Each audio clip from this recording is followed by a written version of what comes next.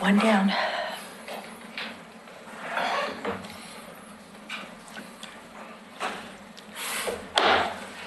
Good evening. We'll call to order the Citizen Involvement Committee meeting of October 1st, 2018. We'll start with calling the roll. Dennis will call out the neighborhood association and reply back with your name. Kanima? Linda? Here. Two Rivers? Brian Royce. Gaffney Lane? Park Place? Steve Van Haverbeek. Hillendale? Roy Harris. Tower Vista? Vern Johnson. McLaughlin? James King. Rivercrest? Karen Morey. Caulfield? Mike Mitchell. Berkeley Hills? Janice Morris. Yes. Thank you. Okay. We have two presentations on our agenda. First is from Oregon City Together, and Commissioner Brian Shaw would like to introduce our guests and tell you a little bit about the program. Thank you, Chair Mitchell. Yes, we have Pam Wilson, who's the coordinator for OC Together, and Paige Hurt, who's the vice coordinator of the group, I think. I'm not sure what your title is there, Paige. I sit with these folks on OC Together, which is a group that is trying to mitigate the use of marijuana and alcohol in the schools. And we just got the student health report back. And we were talking about it for a little while, and I figured, you know what? I think we need to get a broader reach for this study that people could look at it and just see what's actually going on in the schools. And I thought we'd start here tonight, and then if the neighborhoods want to bring this program out to their neighborhood so more folks and parents know about this, the better. So I'd like to get Pam and Paige up here and tell them about this program. I got one. You already gave me one. Okay. Let's see. And thanks, Commissioner Shaw. What you may not know about Brian, I mean, he said he was on our board, but he's really one of our most active board members. And clearly he's been on our board and clearly a champion for children and youth in our community. So thank you for that. We really, really appreciate it. Let me get this down here. Okay. And we're pleased to be here. I know that you all deal with land use issues, and Senate Bill 100 and our 19 land use goals certainly have a lot to shape the future of our community, but also the state of our youth have a lot to do with shaping the future of our community. So we think it's really appropriate, and we're pleased to be able to be here and give you kind of the state of youth as as it has to do with marijuana and alcohol. Let's see which way here. So we're going to remind you a little bit about who we are, what we do, and give you some statistics that, as Brian said, will give you an idea, an overview of how our kids are doing in the Oregon City School District. We're a local community coalition. We really reflect the community we serve. And Paige, you got anything here, huh? We like each other, we get along, we have fun, we really have fun together. I mean, this was in DC at one of the leadership meetings we've gone to, but we do, when we volunteer and so forth, we enjoy each other. And then for some people, it's a family affair. We have moms with their kids, parents with their kids participating. Here's someone from Kanima, I believe, Angela Wright. Is she Kanima? Oh, what is she? I think it's Gaffney. Oh, yes. Yeah, that is what she is. She's our neighborhood association, and she does a great job. She's just always really helpful, always there for us. And she's usually kind of becoming our unofficial greeter. So her friendly face greets a lot of our guests. And we have youth on our board, and we think this is really critical to our success because kids help us reach other kids, which is one of our goals. We focus on prevention. Every 5 years, we have to do a community assessment And our last community assessment showed us that clearly marijuana and alcohol are the major problems for our kids, the highest incidence when it comes to substance abuse. And we have a federal grant, excuse me, it's a SAMHSA grant. And today, October 1st, we've had it for 5 years, and today marks the beginning of another 5-year cycle. And we're excited. We just received a grant from Clackamas County, and the county now is using, for the first time, marijuana tax dollars to fund marijuana prevention.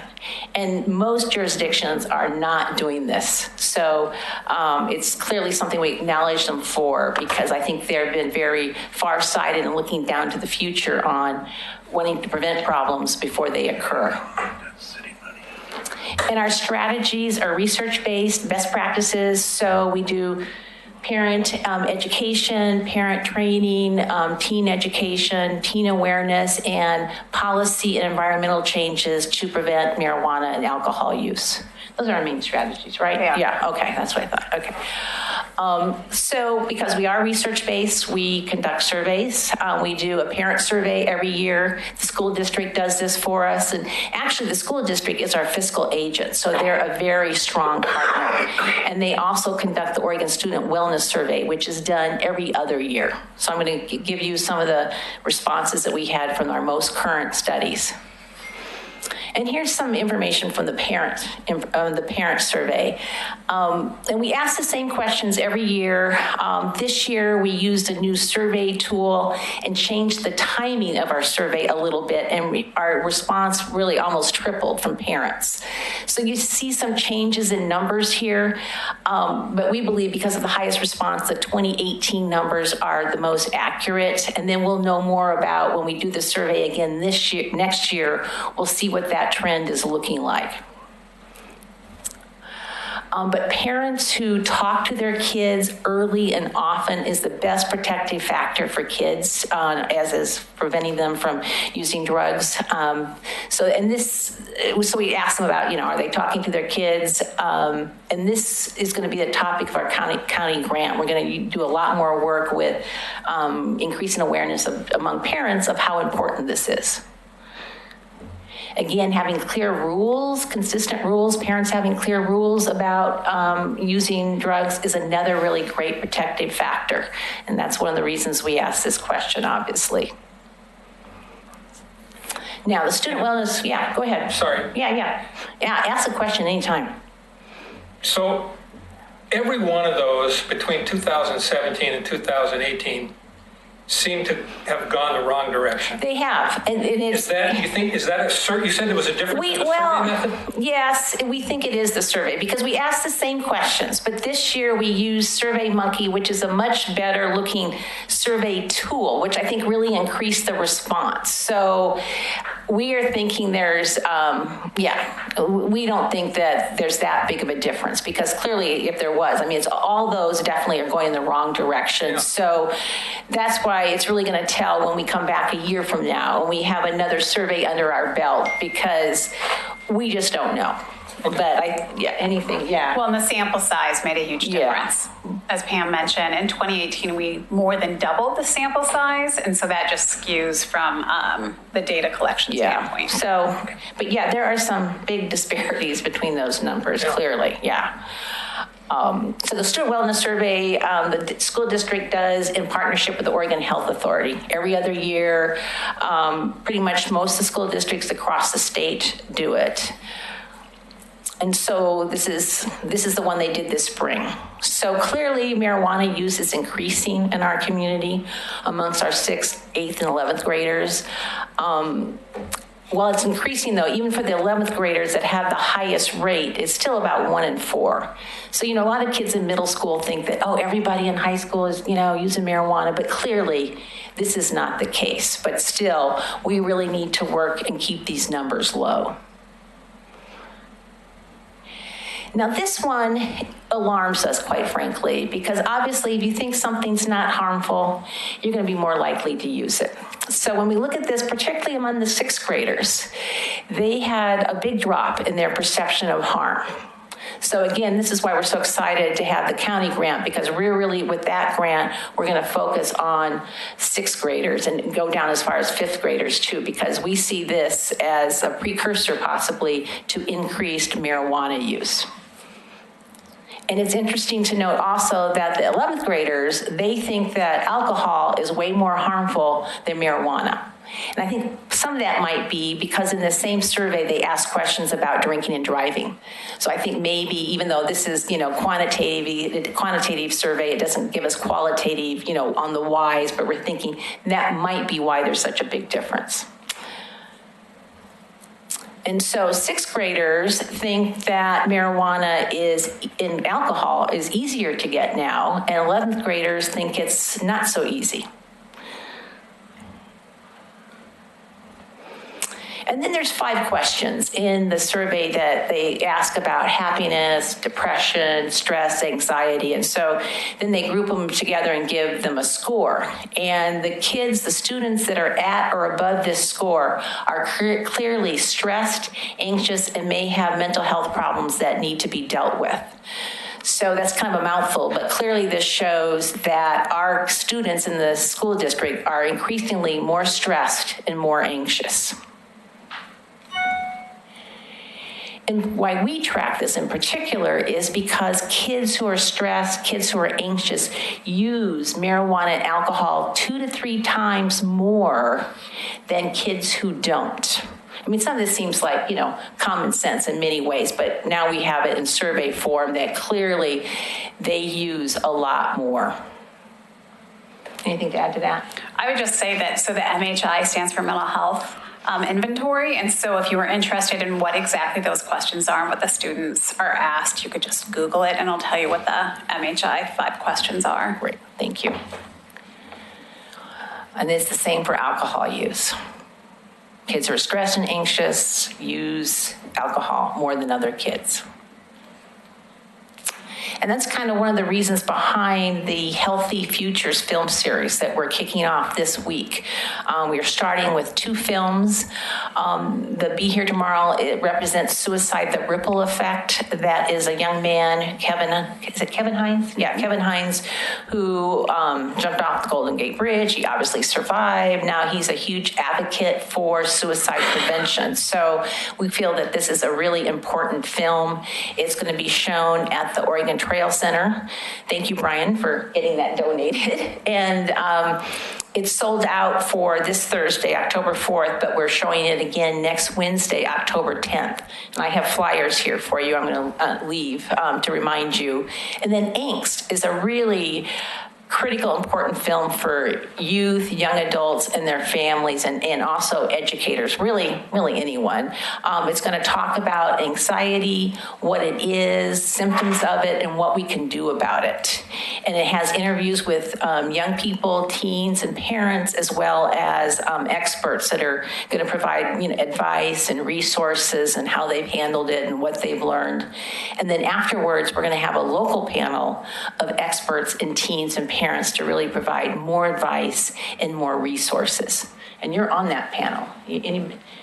I am. So right now afterward, so we have a pediatrician, a school psychologist, a school counselor, a parent, a youth who have experienced anxiety. Okay. Yeah. So kind of a good spectrum of people to provide kind of local resources after the movie. And this, again, is kind of part of the research-based strategies we do to increase awareness and education. And how you can help, again, I'm going to leave flyers. We'd love to talk to any neighborhood group about what we do and provide this statistical information. Every year, we think really everybody in the community is a stakeholder on this information. So we want it to go far and wide. And again, really having money for prevention is critical to us. So having jurisdictions that provide marijuana taxes to keep our kids off of marijuana is something we advocate for and would like support on that from anyone. So thank you. Any questions, comments? Just one side comment. My wife and I teach first grade Sunday school, And I did have a first grader come up and tell me, when I get older, I'm going to smoke weed. And I just said, why do you want to do that? He goes, because my dad does. Well, So, yeah. we just try to say, well, it's not good. But, it is out there, the issue. It is, and I think we have a community norm that perception of harm, that it's not harmful because, it's been medicinal for 20 years and so forth, which it certainly is a different for adults than it is for young people. Yeah, absolutely. Anything else? Great, thank you. We really appreciate it. Thank you. Thanks for being here. Oh, you bet. And thanks for the good work. Oh, absolutely. And the flyers, the flyers have contact information if anyone here wants to get you Yes. to their neighborhood association This meeting. one does, yes. Okay, and you're going to pass those around? Yeah. I don't know that it's Great. Brian, anything you want to add? No, I would encourage each neighborhood to think about this a little bit, and the more informed we can make our parents, better. And Thank you. I think that's probably about it. Mike, thanks for the opportunity to do this. All right. Thank you. And next, we have a presentation from Friends of Trees, and I apologize, I don't know who this is making the presentation. You can introduce yourself. Hi, I'm Erica Tim. I manage our Neighborhood Trees program, which is the program I'll tell you a little bit more about, and we have a planting coming up in December. So I'm just here to share a little bit about who we are and what we've done and what we're going to do with you all. So I'll get started. All right, thank you. So thank you so much for sharing your time with us tonight. It should only be a few minutes, but I'd love to start by, has anybody here planted with Friends of Trees in the past? You were a truck driver with us, right? Yeah, the last couple of years. Yeah, thank you. Anybody else? Great. Well, you might know a little Shame bit. on you. You might know a little bit more about this, and I invite you all to come out this year. We are a 501c3 nonprofit organization. We started out in Northeast Portland about 30 years ago. A neighbor there was just interested in getting to know more of his neighbors and wanted to get more eyes on the street for safety reasons, and happened to notice that there weren't a lot of trees on his street, and was like, why don't I organize a tree planting? And brought people together, and they really started having conversations and getting to know one another a little bit more. And so he ended up creating a nonprofit, and now today we're in about 20 communities throughout Oregon and Southwest Washington. I started saying part of this, but I think kind of the thing here is that we've really planted over 750,000 native trees and native shrubs throughout this time. And so moving into our 30th planting season, we are also expanding a little bit within Oregon City and offering it a little bit to a few more neighborhoods. So I wanted to come here tonight and to share that with you, since not all of you have had the opportunity to come out. We do have two different programs here in Oregon City proper. We plant in our Neighborhood Trees program, which is really larger sized trees that are planted in people's yards and along the streets. We work with about 3,500 volunteers a year, and we plant 4,000 trees throughout the Portland metro area, Portland-Vancouver metro area. Our Green Spaces program, I wanted to mention, because we do work in the greater Clackamas County area, in Milwaukee, West Lynn, a couple of other areas near here, and they do more restoration style planting, so along rivers and in green spaces such as parks and whatnot, and they plant a lot more of the smaller little plants, but that make a big difference over time. So if that's more of your excitement, then that is there for you too. So Friends of Trees in Oregon City, we actually started our first planting here back in 1999, and we planted here for a year or two. Unfortunately, our records aren't all that great for the number of trees we planted during that time, but we were here for a minute, and then we had a 15-year lull, and then we had the opportunity to work with the urban planning here to bring us back. In 2015, we did an Arbor Day planting at Eastham School, where we planted 10 or 15 trees at that time with the students, and it was a really great event. And then since then, the last couple of years, we've been offering our Neighborhood Trees style model, where we really work beyond schools and work with individuals to plant at their homes as well.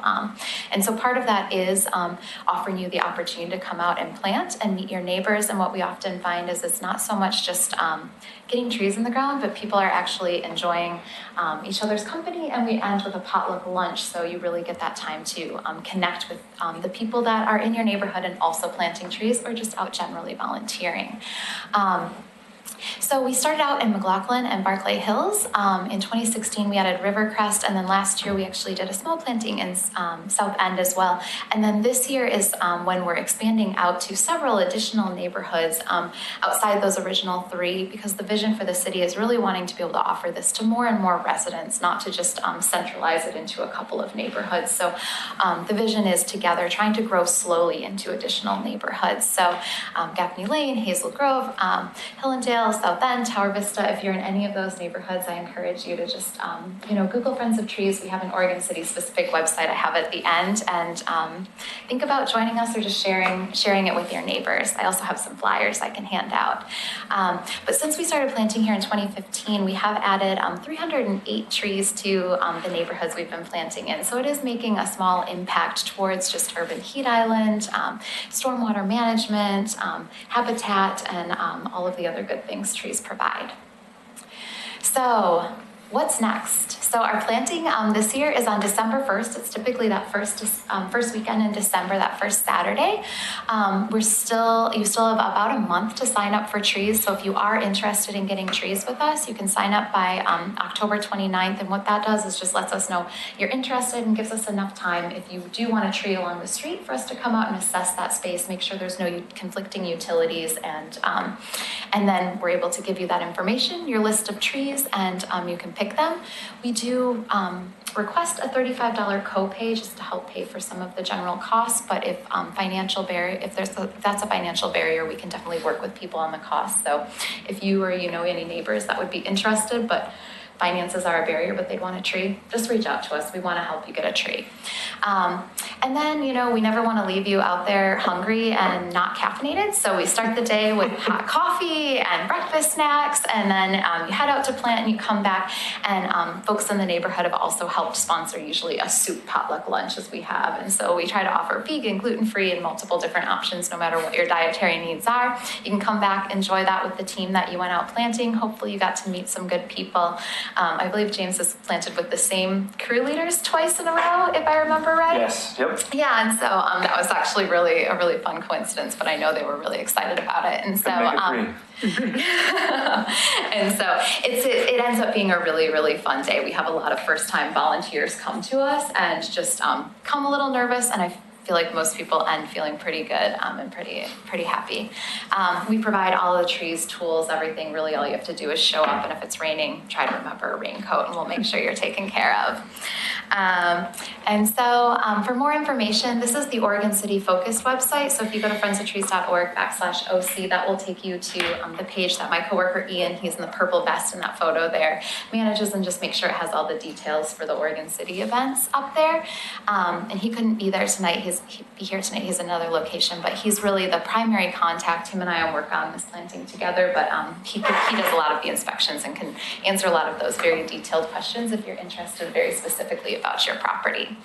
That is all I had tonight. Are there any questions or comments? So I was interested in the park side of things that you mentioned. The more green illustrations. Do you work with other organizations and setting those things up? Yeah, so I work in the Neighborhood Trees program, our Green Space program. I know they often will work with watershed councils or other organizations that are working in that area. So if you're interested, I could definitely connect you with my coworker, Logan, and he can let you know kind of the details of the sites closest to here. Yeah. Yeah, I would be interested. Great. Well, I would love to connect you. Yeah, we have Oregon City Parks Foundation. Yeah. We've been doing work in the Oregon City Parks. We haven't gotten to planting yet, but we will at some point in the next couple of years. No, that would be great. Well, I will give you some information. It gives information on our different programs, but you can also feel free to connect with us directly as well, and I'd love to connect you. Yeah. Any other questions? Oh, yes. Yeah. Determining the type of tree, how does one go about that? I mean, if you were to put it out to the neighborhood that we offer this for planting, is there a selection? Is there any kind of like? Yeah, Definitely. So for our yard trees, we typically try to offer like medium and large scale yard trees and then some fruit trees. So typically that's just yards tend to have a little more space than the confined street spaces. So we offer native options as well as some ornamental stuff with fall color and flowers. For the spaces between the street and the sidewalk or closest to the street if there is no sidewalk, we do a site inspection. So my coworker Ian will actually come out and he's worked with the city on kind of what their parameters are, how close to various utilities, if there are overhead power lines, what are we looking for? And so our goal is to provide a tree that will do the best in that size space. So if it's a very narrow planting strip, you're only going to have small tree options because we don't want trees that are going to disrupt the infrastructure around. If it's a larger space with no overhead wires, you might be able to have some of those larger trees, such an oak tree. And what happens once you get that site inspection, if you have email, you'll get an automatic email that says, hey, come take a look at your tree list. And what we've done is kind of tailored a tree list for you. And when you log in, it looks a lot like, for lack of a better descriptor, like Netflix for trees. You have a bunch of little profiles and you click on the tree and then it gives you a little bit more information. We don't have like trailers of the trees talking or anything, which would be really cute, but at least gives you a little bit more information. So our goal is to kind of lead you in the right direction for the size of your space of what you will be planting. Yeah, and so he also is, we've had multiple conversations with the person who does the utility locates here too, to make sure that we're kind of within the interests of that program as well. Good. Yeah. Thank you. Yeah, you're welcome. Any other questions? Great. Well, I will go and pass around these flyers that I have, and if there are any questions, please do feel free to connect with us. We would love to help you with trees. Great. Thank you. Okay, next item on the agenda is public comments. Do we have any comment cards?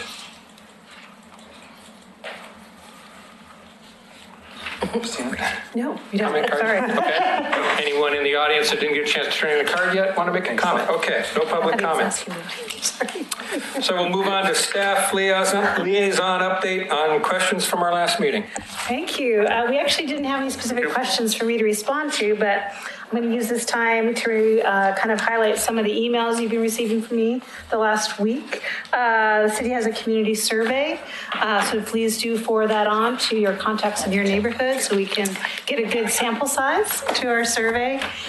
Kristen Brown was providing that, and that'll give a lot of information, help the city commission move forward with their goals next year and kind of determine the pulse of the city. Two, you've noticed a couple digests I've been sending. Those are from Kristen Brown. She sends those on Nextdoor as well. And so she sends them to me once a month. I don't get them in time for the agenda, but I send it out in an email to all the CIC and neighborhood members. And so there's a lot of kind of what's going on in October. So please do forward that to your organization as well, if that's appropriate.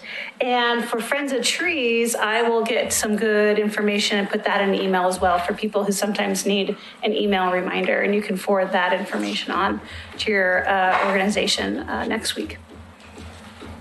So I'm available as tonight if there's anything. As we move forward, you can let me know during roundtable if there's anything I need to do some research on for next meeting. Okay, is that it? That's it. Well, okay. Next on the list is public hearing relating to a couple of grievances that were filed before the grievance process was removed from our code. So we'll start, Christina, you want to give us a little background, and then we'll have Vern present the findings from the grievance committee. Thank you. So the grievance process, as you recall from Chapter 2.30, 060, talks about how the grievance process starts with forming a grievance committee. They hear the grievance, go through a public hearings process, deliberate, and come up with findings, which you will find on your dais today. You'll see them. They look like this. And they have the back page signed. So, we'll hear a more formal presentation, but there was a draft in the agenda for the grievance committee this evening. They reviewed it, they've amended it, and they've signed it. So you will hear a presentation in the grievance committee after I finish speaking. And then what the CIC needs to do is open up the public hearing again. In a sense, this is a subcommittee that ran through and they're just providing a recommendation, but the Citizen Involvement Committee needs to do their own review of the grievance and allow the public hearings process to be opened. So I have not heard from anybody who wants to speak tonight, but we can have a call out. After the public hearings process is closed, the CIC will review the grievance as recommended by the grievance committee and determine if there need to be any amendments to the grievance or if they agree or disagree with the grievance committee and they want any revisions to the findings. And then if they can come up with a agreement, there can be a motion this evening. If they need more information, as always, can be continued. When the public hearing starts, he'll need to provide any disclosures of ex parte contact or conflict of interest as well. All right. Vern Johnson was the chair of the grievance committee. Vern, you want to give us a summary of our findings? We really had 2 grievances that were filed over a period of time from November of 17 through April of 18. And we looked at both of them. They were kind of joined together, so we looked at them as one hearing, but we do come out with 2 recommendations on individual files. And it's, as Christina said, it's all on this page if everybody's looking at it to try and follow along. I don't think we need to read every word of it in, but to at least get you to the right page that you can follow a little bit what we're doing. The claims were submitted against Berkeley Hills Neighborhood Association Chair Betty Mum and Dan Holliday. The recommendation from our first, the number 1 filing, was our recommendation to the CIC is we find no evidence was found to support the claims. And that will be the action item for the CIC to see if they agree with that recommendation or want to modify it or change it. The second grievance was we recommend for grievance 1801, the CIC find no fault and that the CIC followed the due process outlined in Oregon City Municipal Code 2.3.060. And that's the quick summary. If anybody has any, are we opening this up for any questions from this group, or do we wait until? Well, I think we'll wait till after the public hearing. Yep, okay. So we've given our final recommendation on both grievances to the CIC, and we'll hear that. Or would people rather ask questions of Vern now before the public hearing? We can do it either way. I'm not seeing anybody. Looks like they're ready to ask a question. So we'll go ahead and open the public hearing.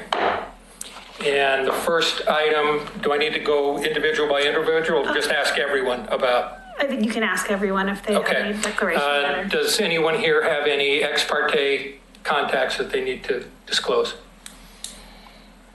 Okay. Any conflicts of interest that anyone needs to disclose? Okay. Anyone in the audience want to question any of the members up here about the statements I just made? Okay. So we'll move on. First up is the applicant, which in this case would be the individuals that filed the grievance. And I believe they are not here. So we will move on to representatives of any neighborhood associations. Okay, any comments from members of the general public? Okay, and applicant rebuttal, that's not going to happen either. So we'll close the public hearing. And now we're open for discussion or questions for Vern, discussions from the group on what the questions that you have about the findings of the grievance committee and whether or not we can move to a motion tonight. So, questions?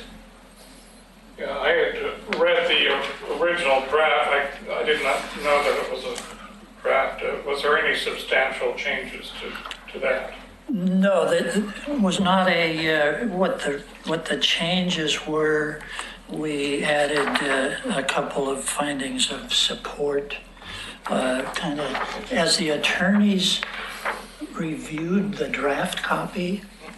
Attorneys wanted to have a little legal stuff in there that we basically did minor modifications, changed nothing, just a clearer presentation so you could read from top to bottom, and it started to make a flow to it.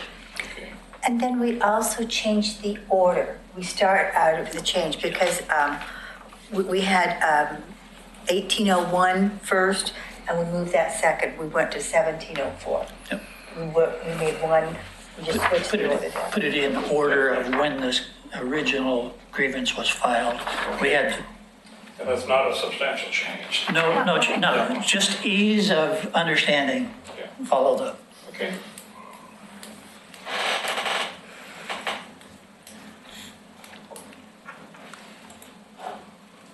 Any other questions?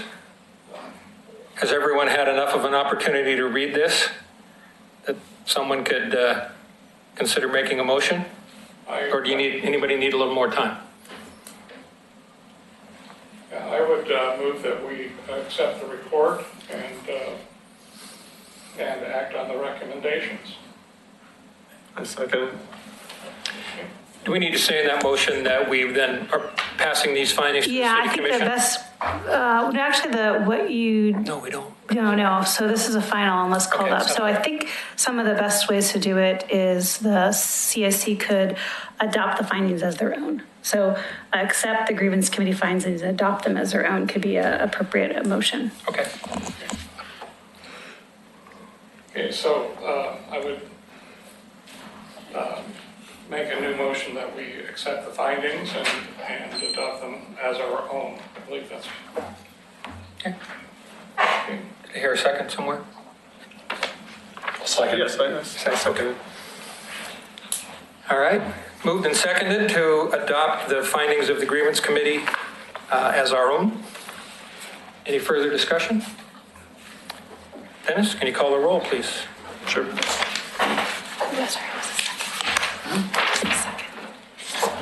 Kanema. And both of mine first, alphabetical. Yes. The primary, if the primary representative is here, that's who should vote. Yep, I'm voting yes. Okay. Two Rivers, Yes. Gaffney Lane,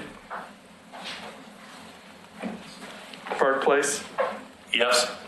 Hillendale, Yes. Tower Vista, Yes. McLaughlin, Yes. Rivercrest, Abstain. Caulfield, Yes. Berkeley Hills. Abstain. Can you announce the final count Oh, for the record?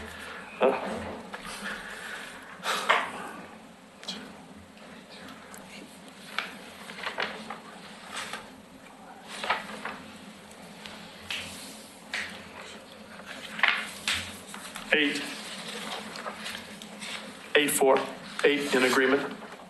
Is that what you want me to say? And two abstentions. And two abstentions, Yeah. sorry. Thank you. Okay, so the motion passes. Thank you, and thanks to the grievance committee members. Thank you. Moving on to general business. 6A, work plan number 1, goal 3, develop resources to help maintain active neighborhood associations. Christina. So where we were last August, talked a little bit about the public involvement plan, and there was kind of a wish to come up with 1 or 2 action items for this next year for the CIC to get more out into the community, both physically and their message. And so a list on your, and I made actually a hard copy of this, so on your packets, you can take a look at our copy. Or some options. These are just kind of the list that came out in August, so it's not exclusive. So if you have a great idea tonight, add it to the list. To see how the CIC can be more involved, both in 2 ways. One, explaining kind of what the CIC does and kind of potentially even continue recruiting new members or people who want to be involved, but also, in a sense, how the CIC can help support neighborhood associations be more active and be kind of the best neighborhood associations they can be. So it's kind of a two-part role. We also have a draft little video I can show tonight. Kristen Brown kind of was, this summer was hearing kind of conversations from people about wanting a flyer to talk about who is a CIC and kind of this discussion of we have some empty spaces in our roster. So I do have a little draft video I can show, and that's something the board can take a look at. Is this something you would want to use to do recruitment and kind of both recruit and at the same time talk about who you are? Do you like it as is? Would you recommend any revisions? So Christian's all ears to hear how this can be made better. So I can play that at any time in our conversation. Do it now? Yeah. Okay. Go. So our audio is not working perfectly, so I'm going to do a low-tech way of having my microphone do it. Let's see how it works. I'm going to do this. It was working better this morning.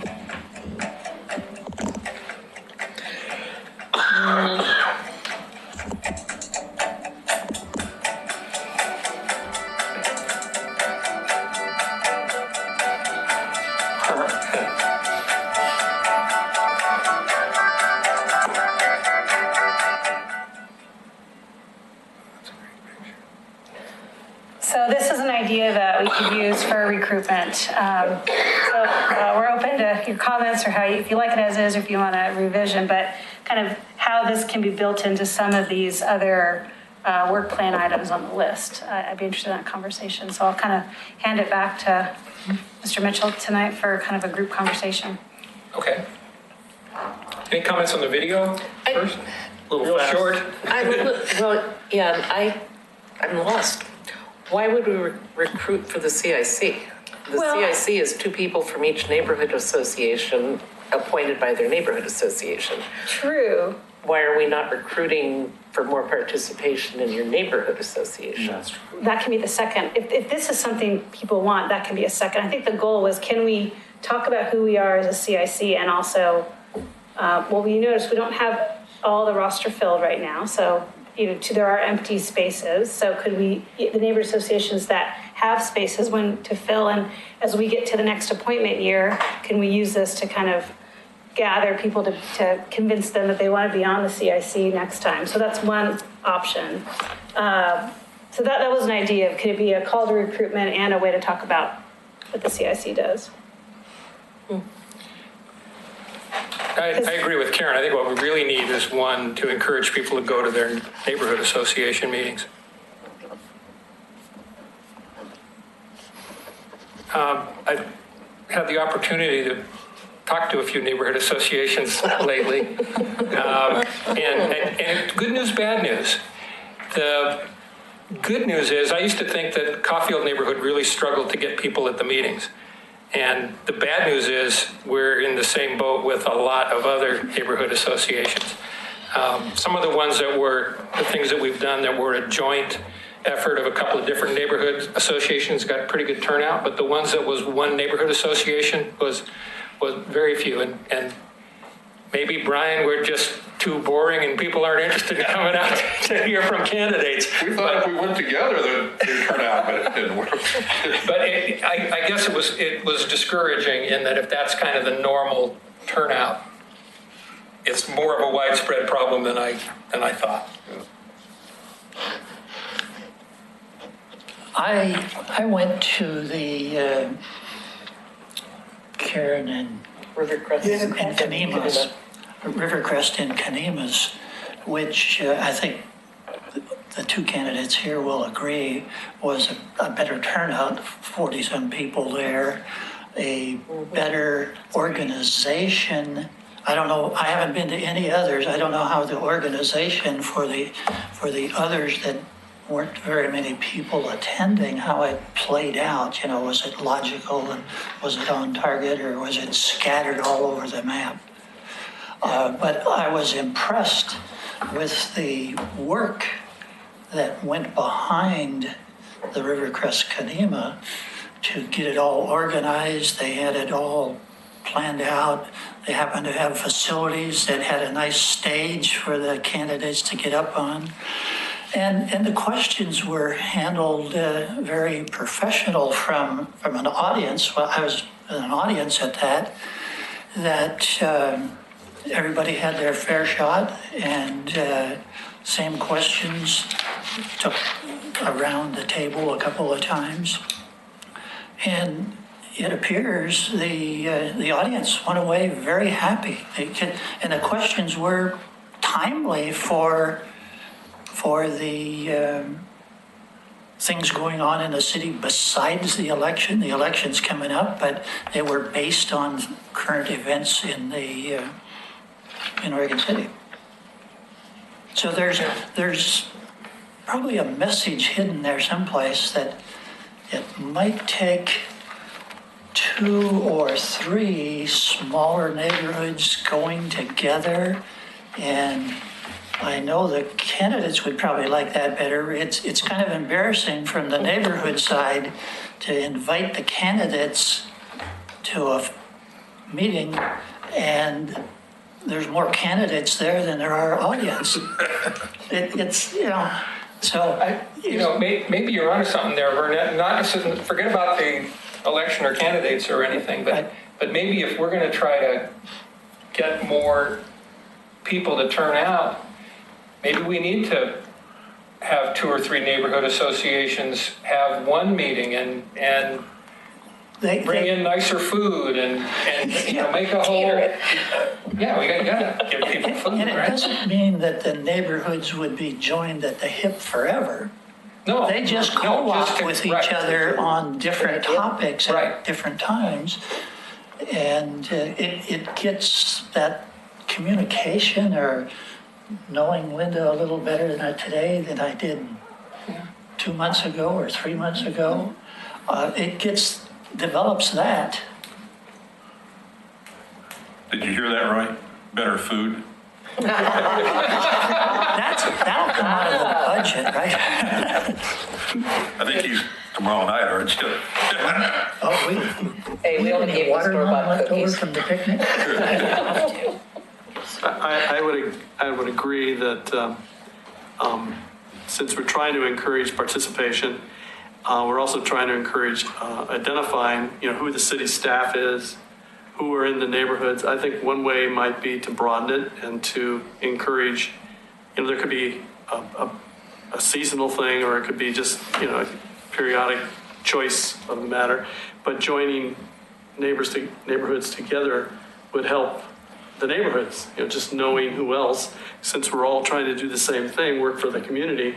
A little outreach that way would be good.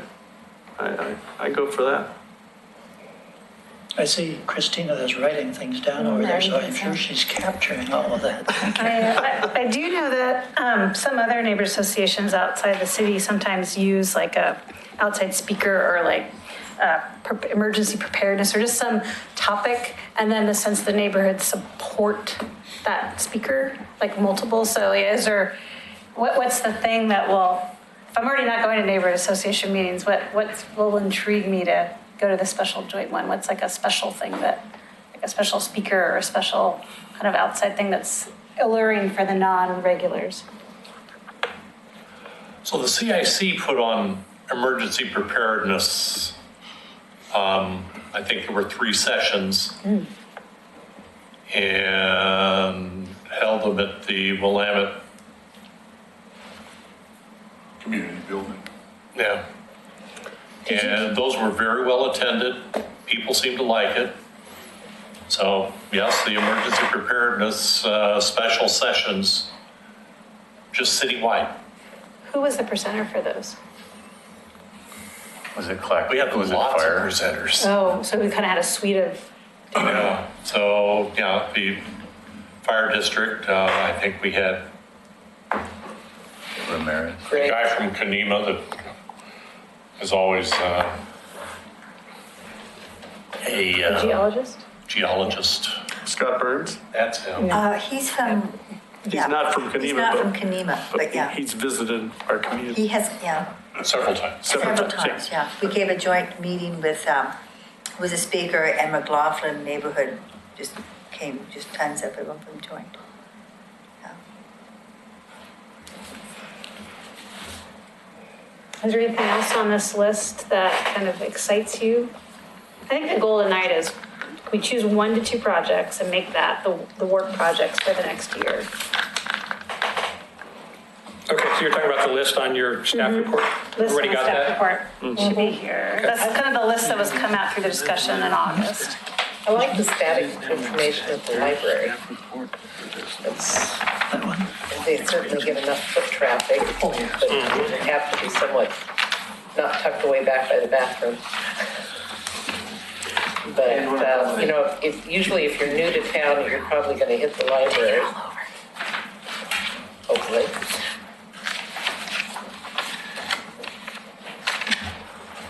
What about attending more city events?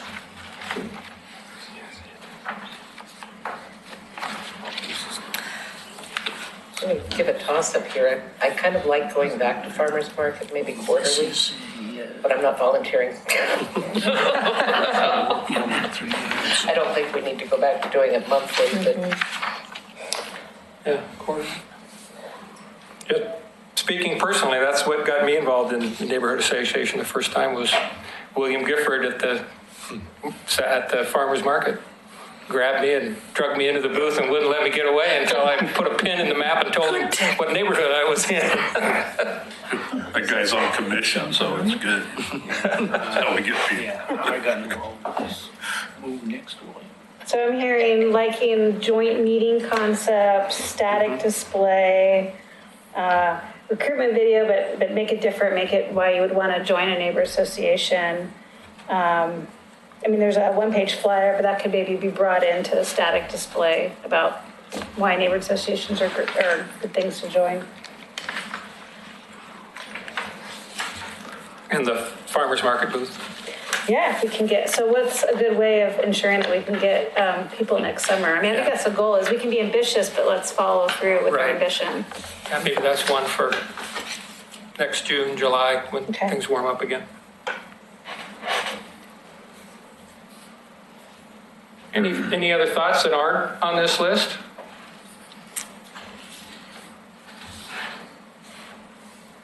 Okay, does that give you some marching orders? So this is what I'm hearing. And so we can come back November meeting and I can lay out kind of how we can all split up our energy to help make that happen. So I'll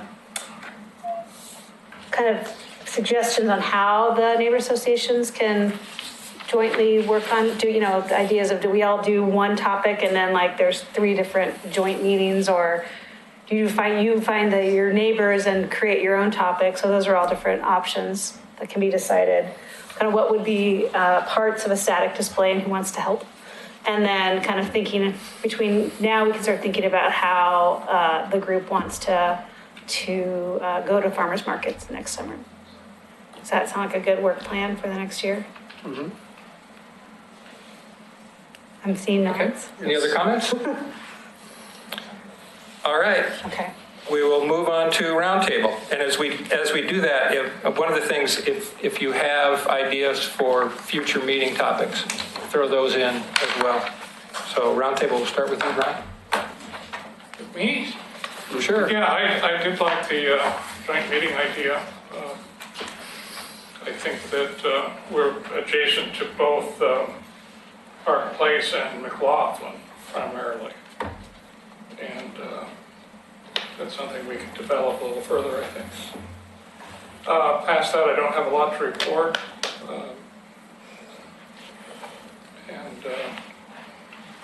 But I would like to pursue that. Okay, great. Roy? Hillendale, we had our last steering committee meeting on September 4th. Nothing really major came out of that. We do have our next general meeting tomorrow night, and that's at the Living Hope Church on Myers Road in Oregon City, 7 o'clock, and I believe most of the candidates are going to be there. We did not get our flyer out this month because of the whole thing with us having to publish it now. We just got confused again. So we have been advertising it on different forms of social media to try to make up for it. But that will be tomorrow night. And I don't know what we'll have for food, but I'll see what I come up with. You stole my line. I was going to add that I'd heard someplace that they were going to have food there tomorrow night. So show up, bring your friends. You don't have to be a member of any neighborhood association or anything. Show up at 7 o'clock and see what happens. There you go.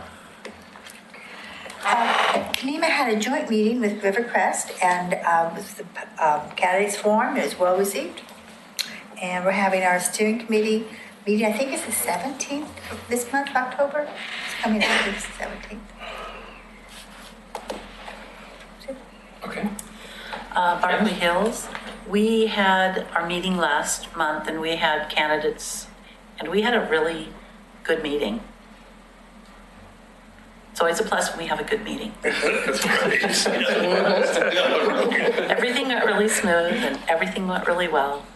And we're having our steering committee meeting next Tuesday. Great. That's fair. Karen? Well, Vern and Linda took care of 90% of mine. We will have a steering committee meeting this month. Our next general meeting will be in November. At the moment, we don't have any particularly pressing agenda items. I need to know if there's department heads that are dying to get out to Rivercrest. I really haven't heard much, so might be a quick and easy meeting. Okay. Caulfield, we had our meeting last week and we heard from some of the candidates and we also heard from the school district about their bond measure on the November ballot. I do want to throw in, we got to get this postcard situation fixed. The Caulfield ones came out too early. They were about 2.5 or 3 weeks early and those things have a tendency to vanish. So I don't know what the answer is, but that is causing a problem. Maybe you can comment on that when we come around to you. And what was the other thing I wanted to say?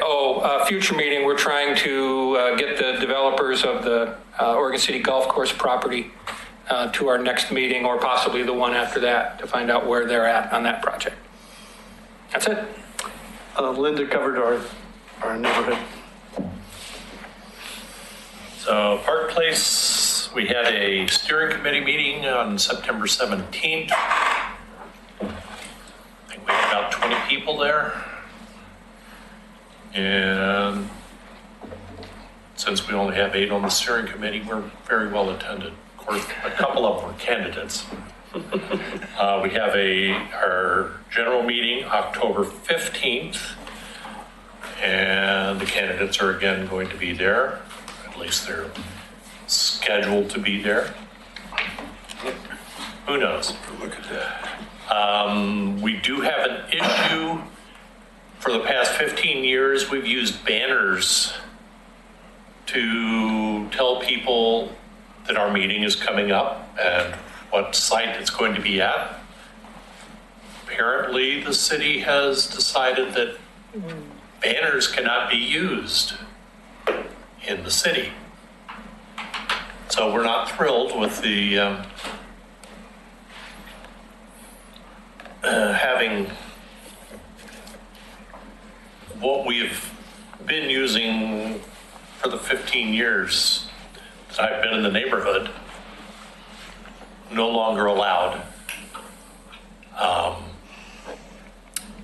And we put them up over our 2 entrance signs.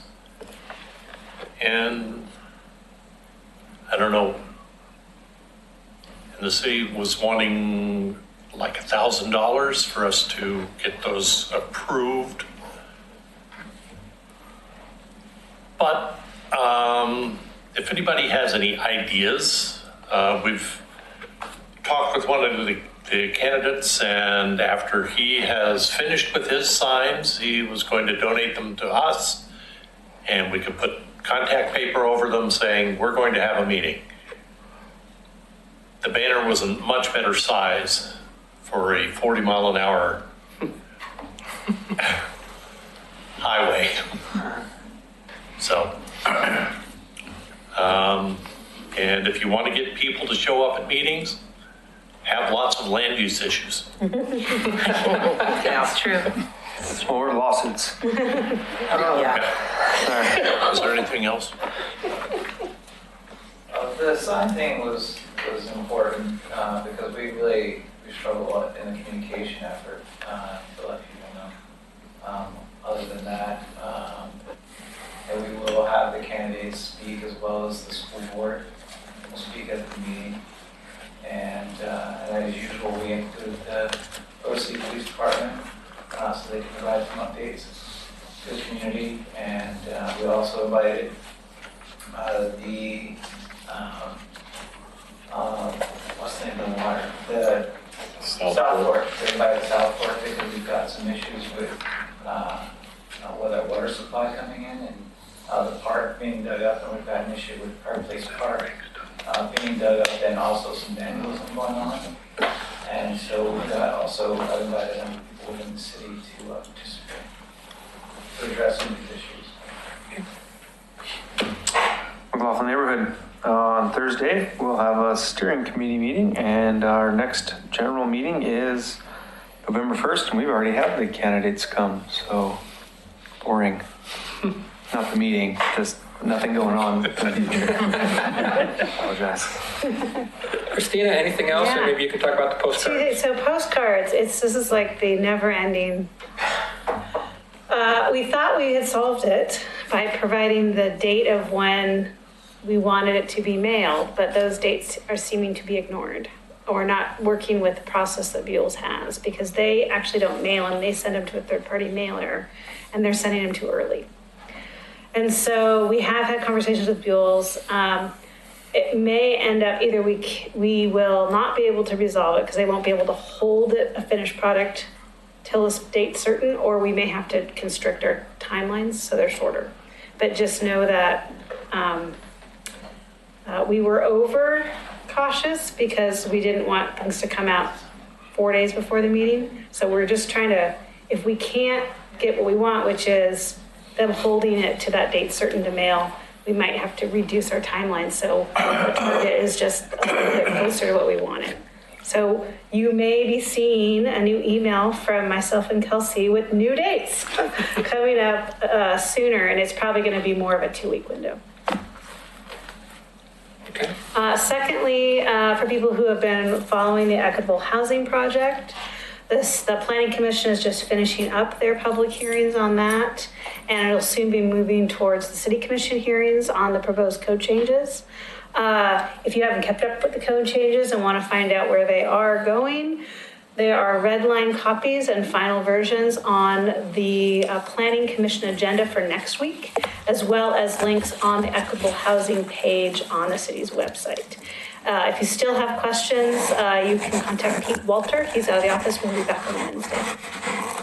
He's the planner engaged with the process. That's what I have. That's it. And if is there any questions for next week or next month that you want me to work on? Okay, I will send out the Friends of Trees link with their contact information so you can forward that on. Great. to Can neighbor they associations. both see together? Both presentations, I can do that. Yeah. Yeah. Mr. Conkle. The only update I have is that we currently have multiple openings on several boards and committees throughout the city. So if you know anybody interested, Planning Commission, whatnot, please get them to submit an application. So those are open. Quite a few openings coming up. And the closing date for those applications is October 12th, right? I can check. It's October 12th. Sure. It's October 12th. Commissioner Shaw. Well, just one thing. One of the neat things we get to do is attend these little conferences annually. And last Friday and Saturday, Thursday also, was the League of Oregon Cities. And this year it was in Eugene. And I went down on Friday and Saturday. And Friday night they had the awards dinner for the Public Works section of it. And we got a silver award for workplace accidents down from safety. We weren't leading the way.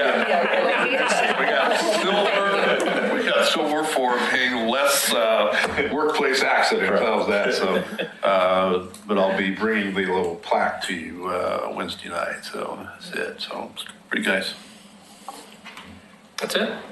Okay, anything else for the good of the order? All right, meeting's adjourned. I think you may have broken my record. Really? Yes. Just